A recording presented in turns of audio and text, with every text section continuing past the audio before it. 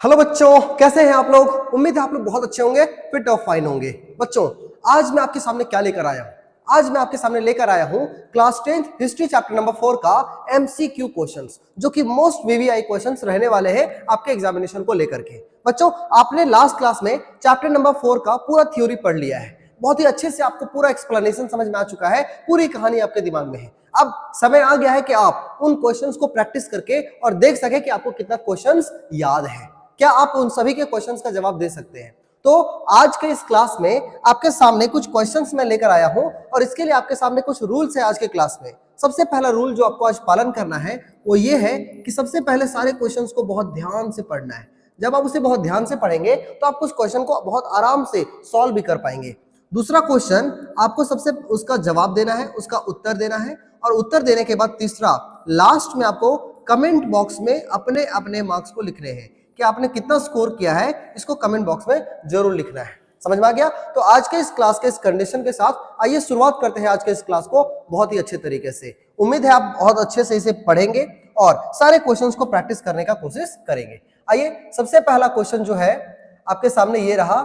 सबसे पहला क्वेश्चन, औद्योगिक क्रांति किस देश में हुआ था? तो सबसे पहला क्वेश्चन आ चुका है आपके सामने। सबसे पहले औद्योगिक क्रांति कहां हुआ था बताइए। आपने कहानी पढ़ा है कि किस तरह से औद्योगिक क्रांति जो है वो सबसे पहले कहां आती है। ऑप्शन है आपके सामने अमेरिका, इंग्लैंड, फ्रांस और चीन। तो आप जानते हैं सबसे पहले जो औद्योगिक क्रांति है ये आपका इंग्लैंड में आया है। कहां आया है? इंग्लैंड में। सबसे पहले जो है वो इंग्लैंड में औद्योगिक क्रांति हुई। चलो अगला क्वेश्चन पे आते हैं। स्पिनिंग जेनी मशीन ने किस प्रक्रिया में वृद्धि किया? बच्चों, इससे कुछ क्वेश्चंस आपके लिए बहुत इंपॉर्टेंट बनते हैं। स्पिनिंग जेनी क्या है? स्पिनिंग जेनी जो है इसका आविष्कार किसने किया है और ये किस काम में मदद करता था? तो सबसे पहले यदि हम बात करें तो स्पिनिंग जेनी एक ऐसा मशीन है जो कि कताई के फील्ड में काम करती है। मतलब कताई करने के लिए, मतलब जब भी किसी धागे को पिरोना पड़ता है उससे पहले उसकी कताई की जाती है और सबसे पहले उसे धागा का रूप दिया जाता है, उसके बाद उसकी बुनाई की जाती है और इस तरह से कपड़े तैयार होते हैं। तो स्पिनिंग जेनी जो है वो कताई में हेल्प करता था और इसका जो है आविष्कार कौन किया था? जल्दी से आपको याद होगा, इसका जो आविष्कार है वो हर ग्रिब्स के द्वारा किया गया था। किसके द्वारा? हर ग्रिब्स के द्वारा किया गया था। ये सारे क्वेश्चंस आपको याद होने चाहिए ताकि आप सारे क्वेश्चंस में कभी भी अटके नहीं। चलो नेक्स्ट क्वेश्चन पे आ जाते हैं। सबसे अगला क्वेश्चन हमारा सामने, अगले क्वेश्चन की तरफ हम बढ़ते हैं और अगला क्वेश्चन कहता है 19वीं शताब्दी के दौरान ब्रिटेन में सर्वाधिक गतिशील उद्योग कौन कौन से थे? अगला क्वेश्चन आ चुका है। चलो बहुत अच्छे से पढ़ना है आपको क्वेश्चन। सबसे पहले ये बताना है आपको 19वीं शताब्दी के दौरान ब्रिटेन में कौन सी ऐसे दो उद्योग थे जो कि बहुत बड़ी मात्रा में चल रहे थे, या सबसे पहले कौन से दो उद्योग बहुत तेजी से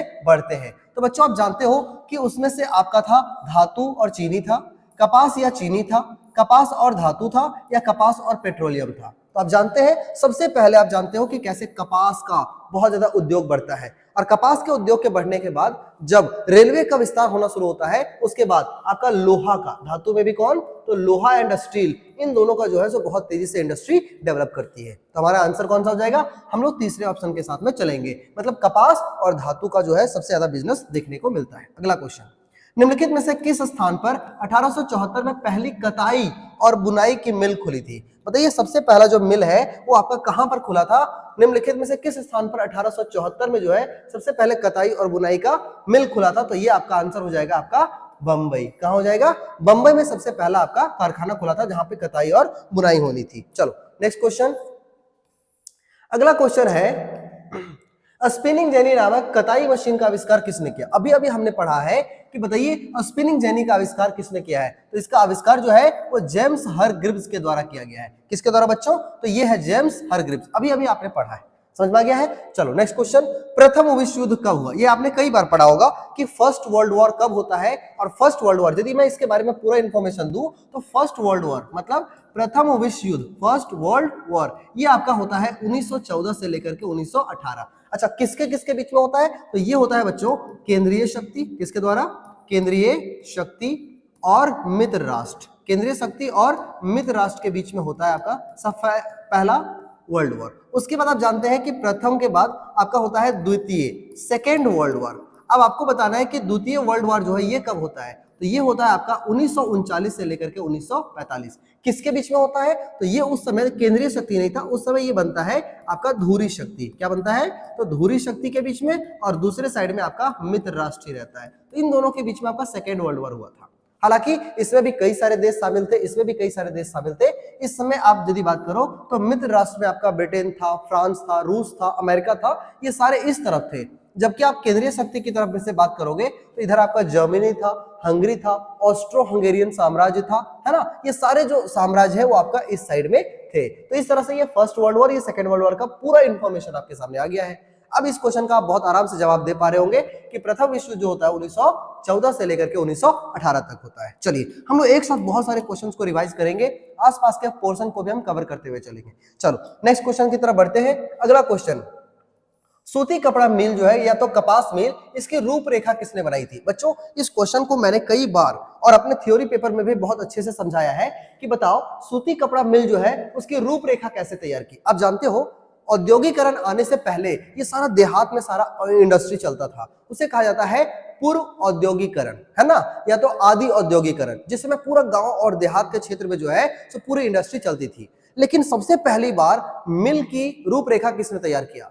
किसने सोचा कि एक ही छत के नीचे जो है वो सारा काम हो जाना चाहिए, जो कि पूरे इंडस्ट्री जो है पूरा जो कि गांव देहात में फैला हुआ था वो सारा काम एक छत के नीचे हो जाना चाहिए। ये रूपरेखा तैयार करने वाले सबसे पहले व्यक्ति थे रिचर्ड आर्कराइट। कौन थे बच्चों? तो रिचर्ड आर्कराइट। चलो वेरी गुड। नेक्स्ट क्वेश्चन, भाप के इंजन का आविष्कार किसने किया था? तो आप ये बचपन से पढ़ते आए हो जीके में।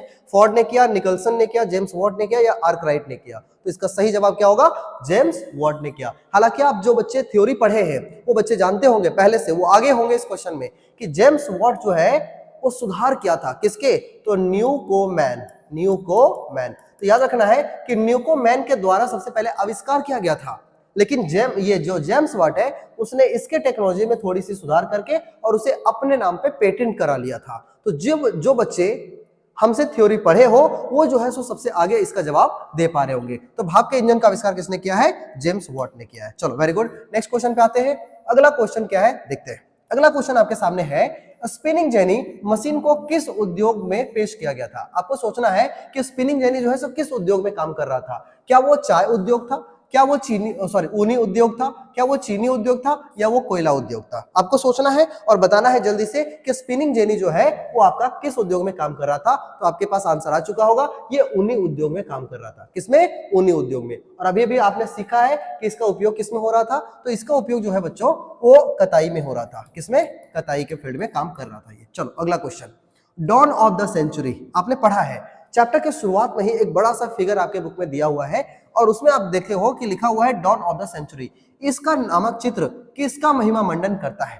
मतलब किसके बारे में बताता है ये डॉन ऑफ द सेंचुरी नाम की जो पत्रिका थी, ये किसके बारे में बताता है? तो आपके पास जवाब होनी चाहिए, राष्ट्रवाद के बारे में बताता है, प्रजातंत्र के बारे में बताता है, औद्योगिकरण के बारे में बताता है, या संगीत के बारे में बताता है? तो बताना है आपको क्या होना चाहिए आंसर। बच्चों हम चैप्टर ही पढ़ रहे हैं औद्योगिकरण का युग, तो जाहिर सी बात है डॉन ऑफ द सेंचुरी जो है आपका औद्योगिकरण के बारे में बताता है। चलो वेरी गुड। नेक्स्ट क्वेश्चन, क्या आप इसका जवाब दे पा रहे हैं? और यदि दे पा रहे होंगे तो आई होप आप जो है बहुत ज्यादा मोटिवेटेड फील कर रहे होंगे और आपको लास्ट में अपने स्कोर को कमेंट बॉक्स में लिखना भी है। चलो नेक्स्ट क्वेश्चन। अगला क्वेश्चन है, इंग्लैंड में महिलाएं किस मशीन का विरोध कर रही थी? तो आप जब थ्योरी पढ़ रहे हो तो आपको पता होना चाहिए किस मशीन के आने से महिलाओं का जॉब जो है वो खतरे में पड़ गया था।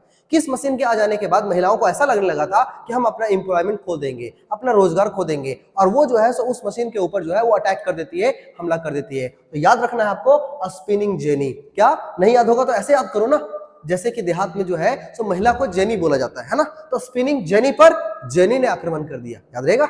हाँ, स्पिनिंग जेनी पर किसने आक्रमण कर दिया? जेनी ने आक्रमण कर दिया, मतलब महिलाओं ने आक्रमण कर दिया। ऐसे याद है, ट्रिक के माध्यम से आप ऐसे याद कर सकते हैं। चलो नेक्स्ट क्वेश्चन, तो इसका जवाब क्या हो जाएगा? स्पिनिंग जेनी पर। हाँ, निम्नलिखित में से कौन गुमास्ता से संबंधित है? अब आप सोचो गुमास्ता कौन हुआ करता था।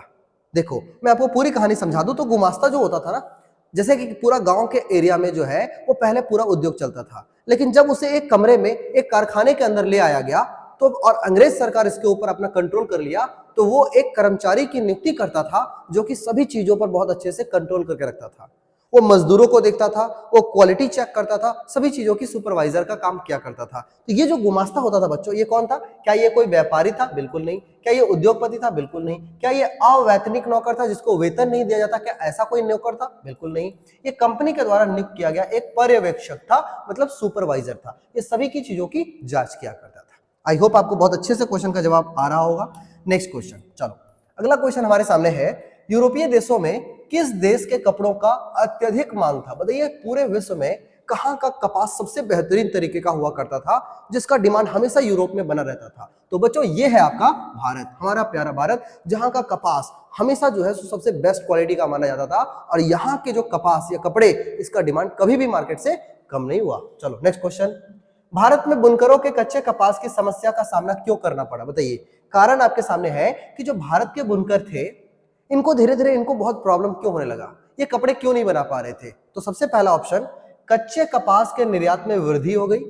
सारा जितना भी रॉ मटेरियल था कपास का, ये इंग्लैंड में ट्रांसफर हो रहा था, निर्यात हो रहा था, ऐसा है क्या? कपास की फसल नष्ट हो गई? बिल्कुल नहीं।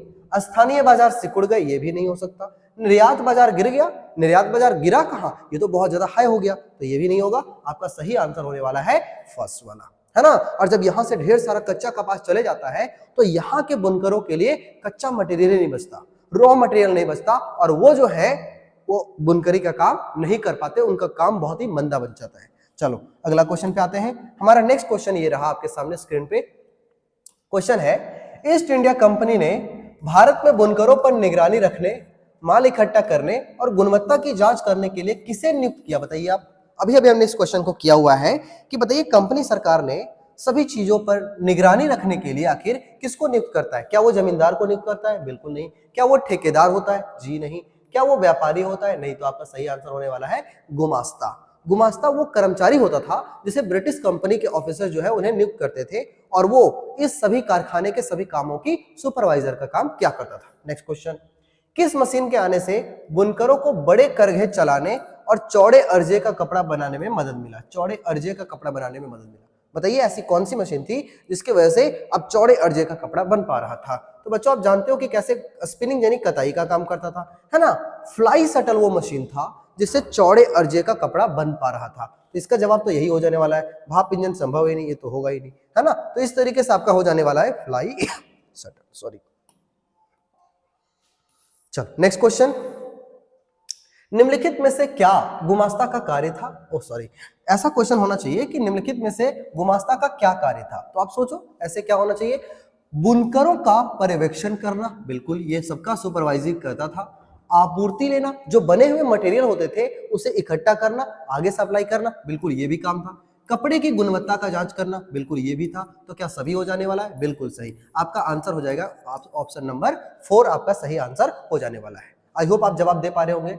अगला क्वेश्चन, मशीन उद्योगों के युग से पहले अंतरराष्ट्रीय कपड़ा बाजार में किस देश के रेशमी और सूती उत्पादों का ही दबदबा बना रहा? बताइए किस देश का रेशम के मामले में और सूती के मामले में हमेशा से दबदबा बना रहा, वहां के कपड़ों की क्वालिटी ऑलवेज बेटर हुआ करती थी? तो ये कौन सा होगा? जर्मनी, जापान, भारत या रूस? तो आप जानते हैं कपास के मामले में भारत से बेहतरीन क्वालिटी कहीं नहीं होता था, और भारत का जो कपास था वो सबसे बेहतरीन हुआ करता था। तो ये आपका आंसर हो जाएगा भारत। आई होप समझ में आ गया होगा। चलो नेक्स्ट क्वेश्चन, अगला क्वेश्चन, भारत में पहली कपास मिल कहां स्थापित हुई? सबसे इंपॉर्टेंट क्वेश्चन बच्चों, ये आपके एग्जाम के लिए बहुत ही ज्यादा इंपॉर्टेंट होने वाला है, और ये आपके चैप्टर का भी सबसे इंपॉर्टेंट क्वेश्चन रहा है। बताइएगा भारत में सबसे पहला कपास मिल कहां स्थापित किया गया है? बताएंगे। आपके ऑप्शंस हैं कानपुर, बंबई, अहमदाबाद और मद्रास। तो बताइए सबसे पहला जो है सूती कपड़ा मिल कहां लगा था? तो ये लगा था आपका बंबई में। कहां लगा था? बंबई। कब बता सकते हो? तो 1854 में जो है वो बंबई में सबसे पहला सूती कपड़ा मिल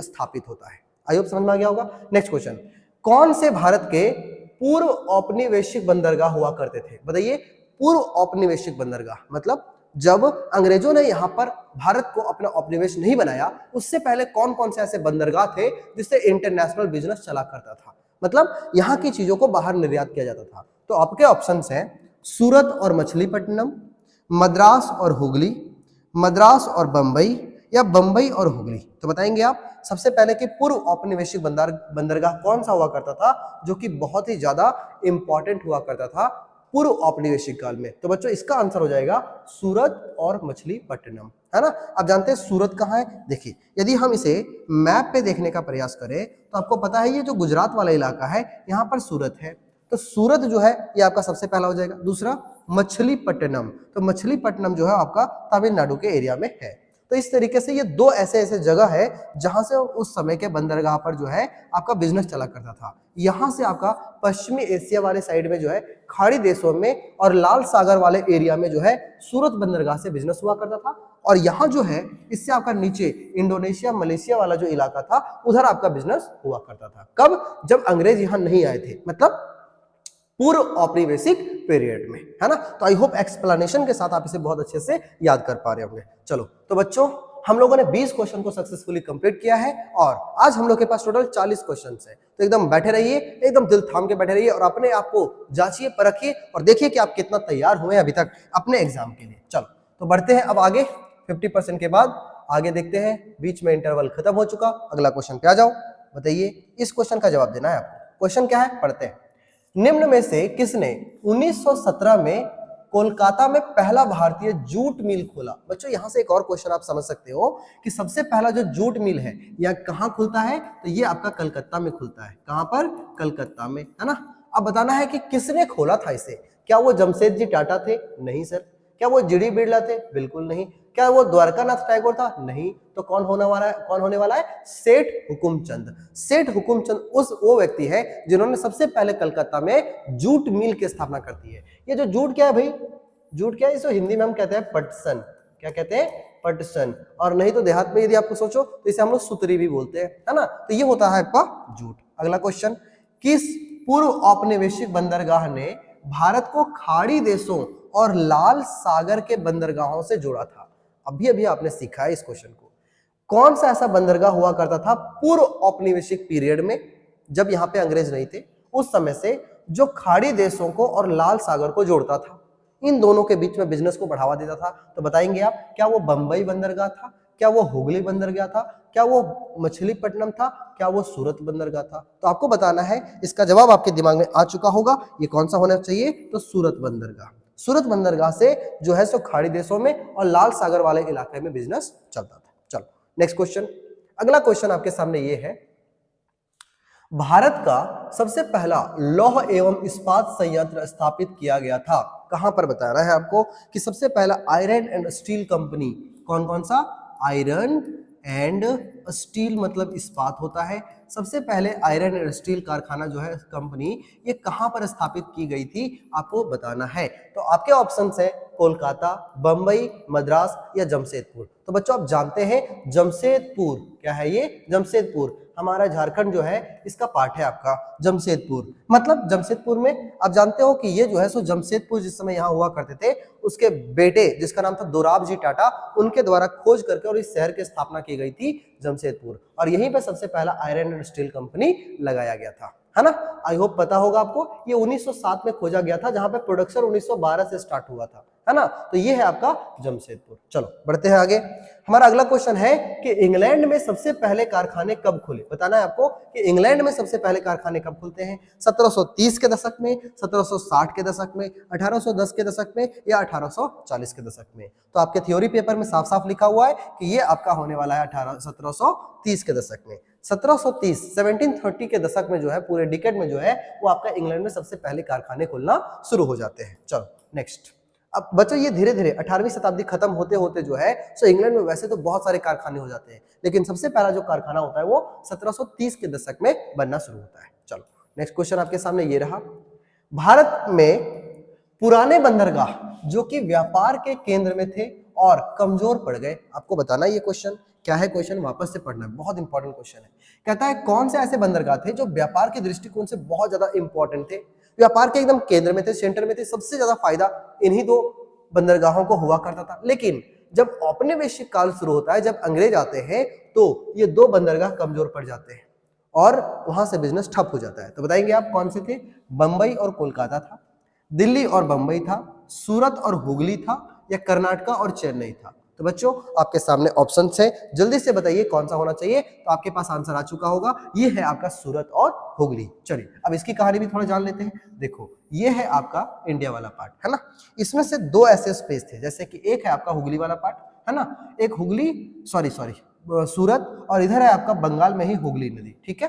अब ये दो ऐसे बंदरगाह हुआ करते थे जहां से बिजनेस चलता था, एक इधर और एक इधर वाला पार्ट में, ठीक है। एक मछलीपट्टनम भी हुआ करता था। लेकिन जब यहां पर आया कौन? अंग्रेज। जब यहाँ पे हमें औपनिवेश बना लिया गया, उसके बाद इन्होंने क्या किया कि इसे कमजोर कर दिया। कैसे कमजोर कर दिया? देखो, अब अंग्रेज जो है वो अपना सारा जो कारोबार था वो उनके नियंत्रण में जितने बंदरगाह थे, जैसे कौन कौन था, तो यहाँ पर जो है बना हुआ था आपका ये हुगली खत्म, अब यहाँ पे बना एक कोलकाता बंदरगाह। कौन सा? कोलकाता बंदरगाह। और यहाँ पर आपका बना बंबई बंदरगाह। तो याद रखना है ये दो बंदरगाह जो कि कंपनी के नियंत्रण में था, अब सारा काम वे यहां से करना शुरू कर दिए। पूरे इंडिया का काम जो है वो अब यहां से होना शुरू हो गया, और इस तरीके से ये जो पुराने दो बंदरगाह हुआ करते थे ये धीरे धीरे कमजोर पड़ जाते हैं। इसका आंसर हो जाएगा सूरत और हुगली, है ना। इस तरीके से आपका ये क्वेश्चन भी कंप्लीट होता है। चलो नेक्स्ट क्वेश्चन देखें। भारत की पहली जूट मिल कहां स्थापित की गई? ये क्वेश्चन हमने पढ़ा है। भारत की पहली जूट मिल कहां स्थापित की गई? ये ऊपर क्वेश्चन में ही था, आपने शायद ध्यान से नहीं देखा। भारत का पहला जूट मिल कहां लगता है? बंगाल, बंबई, मद्रास या बिहार? जवाब आपका हो जाएगा बंगाल। कहां हो जाएगा? बंगाल, क्योंकि बंगाल में ही कलकत्ता है। कलकत्ता में सबसे पहले सेठ हुकुम चंद के द्वारा पहला जूट मिल स्थापित किया गया था। आपने पढ़ा है ऊपर के क्वेश्चंस में। चलो नेक्स्ट क्वेश्चन। अगला क्वेश्चन ये रहा कि बंबई में पहला कपड़ा मिल कब स्थापित हुआ? बच्चों अगला क्वेश्चन है कि बंबई में सबसे पहला कपड़ा मिल कब स्थापित हुआ? ये क्वेश्चन भी हमने स्टडी किया है। तो बंबई में जो सबसे पहला कपड़ा मिल है ये बनता है आपका 1854 में। कब बनता है? 1854 में। कब बनता है? 2-4 बार रिपीट करेंगे। 1854 में सबसे पहला सूती कपड़ा मिल खुलता है आपका बंबई में, 1854। ठीक है। अगला क्वेश्चन, यूरोपीय कंपनियों द्वारा नए बंदरगाह को प्रश्रय देने के कारण भारत में कौन से बंदरगाह महत्वहीन हो गए? ओह सॉरी, वही क्वेश्चन दोबारा रिपीट हो गया लगता है कि कौन सा महत्वहीन हो गए, कौन सा कमजोर पड़ गए, ऐसा क्वेश्चन आएगा। तो वापस से, क्या वो सूरत था, क्या वो हुगली था, या दोनों था? तो बच्चों दोनों था। सूरत और हुगली दोनों कमजोर पड़ गए। और कौन से नए बंदरगाह बन गए? तो वो आपको याद रखना है, वो है आपका कलकत्ता बंदरगाह और दूसरा बंबई बंदरगाह। कौन सा? बंबई बंदरगाह। ये दोनों नए नए इंपॉर्टेंट औपनिवेशिक काल में ब्रिटिश के अधीन, ब्रिटिश के कंट्रोल में चलने वाला नए बंदरगाह बने, और ये दोनों बंदरगाह चौपट हो गए, खराब हो गए, बर्बाद हो गए। चलो अगला क्वेश्चन। नेक्स्ट क्वेश्चन आपके सामने ये रहा, शुरुआती कारखाने कहां और कब स्थापित किए गए? अभी भी आपने पढ़ा है कि शुरुआती जो कारखाने थे यूरोप में वो सबसे पहले कहां बना? तो ये इंग्लैंड में बनता है। और कब बनता है? तो 1730 के दशक में बनता है। तो आपके आंसर ये हो जाएंगे, क्योंकि आपने इस क्वेश्चन को पहले ही पढ़ रखा, तो इसमें टाइम गंवाने का कोई मतलब नहीं है। नेक्स्ट क्वेश्चन, कार्डिंग क्या है? बताना है आपको कि कार्डिंग कैसी प्रक्रिया है। कार्डिंग जो कताई में काम आता है या बुनाई में काम आता है, या जिसमें कपास और ऊन के रेशों को कताई के लिए तैयार किया जाता है, या जिसमें कपड़ों की फिनिशिंग की जाती है? तो बच्चों देखो, कार्डनिंग क्या होता है कि जब भी बुनाई होती है ना, तो बुनाई से पहले रेशों को अच्छे से छांटना जो होता है, इसे कहा जाता है आपका कार्डनिंग। तो ये क्या है? जिसमें कपास और ऊन के रेशों की कताई के लिए तैयार किया जाता है। तो आपके लिए ऑप्शन ये हो जाएगा कि कताई से पहले जो तैयार किया जाता है उसको हम क्या कहते हैं? कार्डनिंग कहा जाता है। ठीक है। चलो, तो कार्डिंग हो गया आपका कंप्लीट। अगला क्वेश्चन, 31st क्वेश्चन। अब आते हैं हमारे पास 31 नंबर क्वेश्चन। देखिए, ये क्वेश्चन आपका चैप्टर के एकदम शुरुआत से ही है। क्वेश्चन है, दो जादूगर दिखाए गए हैं आपके चैप्टर के पहले में। आपके चैप्टर के शुरुआत में दो जादूगर दिखाए गए हैं। हालांकि वो जादूगर नहीं है, लेकिन दो जादूगर उसे कहा गया है। इसकी तस्वीर क्या दिखाती है? बताओ। इसकी तस्वीर दिखाती है कि क्या वो ओरिएंट, ओरिएंट का मतलब प्राचीन, पुराने जमाने का, एंशिएंट टाइम का, क्या वो अलादीन का पिक्चर था? क्या उसमें एक आधुनिक मैकेनिक का फोटो दिखाया गया है? बिल्कुल। आप वहां पर जा करके जो थ्योरी पेपर मैंने पढ़ाया है उसे बहुत अच्छे से आप स्टडी करेंगे तो ये क्वेश्चंस बहुत आसान लगेंगे आपको। या तीसरा, अतीत और आधुनिकता को दिखाता है। बच्चों आप देखो, अलादीन जो होता है ये आपके अतीत को सिंबल करता है, नहीं, और ये जो मॉडर्न मैकेनिक है ये आपके आधुनिकता का निशान है ना। तो इस तरीके से आपका ये भी ऑप्शन सही है, ये भी सही है, ये भी सही है। तो ऑप्शन आपके होने चाहिए उपरोक्त में से सभी। ये आपके ऑप्शन सबसे बेस्ट बनते हैं। चलो अगला क्वेश्चन, 19वीं शताब्दी के अंत तक भारत में बुनाई उद्योग का पतन क्यों हो गया? आपको बताना है कि 19वीं शताब्दी के अंत तक, खत्म होते होते भारत में बुनकर लोगों की हालत क्यों खराब हो जाती है? तो आप जानते हैं, सभी कच्चे माल भारत से गायब हो गए। बिल्कुल सही बात है, सभी निर्यात बढ़ा और भारत से कच्चे माल खत्म हो गए। अच्छा, भारतीय बुनकर अन्य व्यवसाय में चले गए? बिल्कुल नहीं। मशीन के बने हुए सामानों से बाजार सिमट गया? ये भी नहीं कह सकते हम। और बाजारों में कपड़ा व्यापार पूरी तरह से एकाधिकार कर लिया गया। तो अंग्रेजों ने कपड़ा व्यापार पर पूरी तरह एकाधिकार नहीं किया था। भारत के बुनकर भी बना रहे थे, लेकिन उन्हें कच्चे माल ही नहीं मिल रहे थे, और इनके द्वारा बनाई गई चीजें थोड़ी महंगी थी, और थोड़ा थोड़ा जो उनको कच्चा माल मिल पा रहा था उसी से ये बनाए जा रहे थे। है ना। तो इस तरीके से ऐसा कुछ नहीं था कि वो एकाधिकार कर लिए थे, इन्हें कच्चा माल ही अवेलेबल नहीं हो पा रहा था, सारा कच्चा माल जो है वो ब्रिटेन को निर्यात किया जा रहा था, इसीलिए कच्चे माल ही नहीं मिल रहे थे यहाँ के बुनकरों को। चलो अगला क्वेश्चन देखा जाए। नेक्स्ट क्वेश्चन आपके सामने है कि 18वीं शताब्दी के अंत में किसका उत्पादन तेजी से बढ़ता है? बताइए 18वीं शताब्दी के अंत में किसका उत्पादन बहुत तेजी से बढ़ता है? कपास का, गन्ना का, चाय का या उपरोक्त में से सभी का? तो आपको बताना है कि किसका उत्पादन बहुत तेजी से बढ़ता है। तो देखिए कपास इसका आंसर सही होगा। आप यदि इसकी तरफ देख रहे हैं तो आप गलत देख रहे हैं, क्योंकि इसका जवाब कपास होने वाला है। जब देखा जाता है कि यूरोपीय मार्केट में भारतीय कपास का बहुत ज्यादा डिमांड बढ़ता है, तो यहाँ के लोगों को जबरदस्ती कपास उगाने के लिए कहा जाता है। ये ब्रिटिश ईस्ट इंडिया कंपनी के द्वारा कहा जाता है और इस तरीके से कपास का उत्पादन बहुत तेजी से बढ़ जाता है। चलो नेक्स्ट क्वेश्चन। पहले स्टीम इंजन का आविष्कार किसने किया और किसने इसको सुधार करके अपने नाम पे पेटेंट करा लिया? अब ये क्वेश्चन बहुत इंपॉर्टेंट, इसे भी आप वीवीआई लगा लो कि सबसे पहले भाप इंजन बनाया किसने और उसमें सुधार करके अपने नाम पे पेटेंट किसने करा लिया? तो आपके सामने ऑप्शन है जेम्स वाट और न्यूकोमैन। मतलब जेम्स वाट ने आविष्कार किया, न्यूकोमैन ने सुधार किया। क्या ऐसा था क्या? सोचो सोचो। नहीं सर, ऐसा नहीं था, बिल्कुल नहीं था, है ना। क्या वो न्यूकोमैन थे और जो सुधार करने वाले उसका नाम रिचर्ड आर्कराइट था? नहीं सर। रिचर्ड आर्कराइट कौन था बताओ? रिचर्ड आर्कराइट यदि आपको याद है तो ये सूती कपड़ा मिल का सबसे पहला रूपरेखा तैयार करने वाले व्यक्ति थे, है ना। जिन्होंने सबसे पहले रूपरेखा तैयार किया ये वो व्यक्ति थे। तो ये भी ऑप्शन आपका नहीं होगा। क्या वो न्यूकोमैन थे जिन्होंने आविष्कार किया था और जेम्स वाट था जिन्होंने सुधार किया था? तो बिल्कुल सही, यही वो जवाब होना चाहिए। न्यूकोमैन ने उसे क्या किया था? उसे आविष्कार किया था और जेम्स वाट ने उसमें थोड़े मोड़े सुधार करके और उसे अपने नाम पे पेटेंट करा लिया था। तो चलो ये आपके हो जाते हैं आपके ऑप्शन। अगला क्वेश्चन पे हम बढ़ते हैं। अब हमारे पास ज्यादा क्वेश्चन नहीं है, आप तैयार रहे अपने सारे स्कोर को कमेंट बॉक्स में बताने के लिए। चलो क्वेश्चन है, ऊनी उद्योग में महिलाओं ने किस पर हमला कर दिया? तो ये भी हमने आपको शुरुआत में भी पढ़ाया कि कौन सा ऐसा उद्योग था जिसपे महिलाओं ने जो है, उद्योग नहीं होनी चाहिए एक्चुअली में, मशीन होनी चाहिए। उन्हीं उद्योग में महिलाओं ने किस पर आक्रमण कर दिया, किस पे हमला कर दिया? तो क्या वो स्पिनिंग जेनी था? याद करो बच्चों, मैंने आपको अभी भी पढ़ाया है ना, शुरुआत में ही पढ़ाया था कि किस तरह से स्पिनिंग जेनी पर जेनी ने आक्रमण कर दिया था, मतलब महिलाओं ने आक्रमण कर दिया, है ना। मतलब स्पिनिंग जेनी था वो मशीन जिसपे महिलाओं ने आक्रमण कर दिया था, है ना। बहुत आराम से याद हो जाना है ना। अगला क्वेश्चन, स्टैपलर्स। देखो स्टैपलर्स कौन हुआ करते थे? स्टैपलर्स किसे कहते हैं? तो जब हम बात करते हैं कि कपड़े कैसे तैयार होते हैं, तो सबसे पहले कपास को लाया जाता है ना। और कपास जो है वो अलग अलग क्वालिटी का हो सकता है। तो एक स्टेपलर हुआ करता था जो कपास की क्वालिटी के अनुसार पहले उसे छांटता था। क्या करता था? छांटता था। इसके बाद इसे भेजा जाता था किसके लिए? कताई के लिए। कताई के बाद इसे भेजा जाता था बुनाई के लिए। बुनाई के बाद इसे भेजा जाता था किसके पास? ये बुनकर करते थे। उसके बाद लास्ट में इसे भेजा जाता था रंग साजों के पास, और रंग साज इस पे कलर करके फाइनली कपड़ा तैयार होता था और ये मार्केट में बिकने के लिए रेडी रहता था। तो आपको समझना सिर्फ ये है कि बताओ भाई स्टैपलर कौन हुआ करता था? तो स्टैपलर तो अच्छे से उसको छाटा किया करते थे। किसको? तो वो जो ऊन होते थे या कपास होते थे उसके फाइबर्स को। तो ऑप्शन है, क्या वो बुनाई करने वाला था? नहीं, बिल्कुल नहीं, वो बुनाई करने वाला नहीं थे।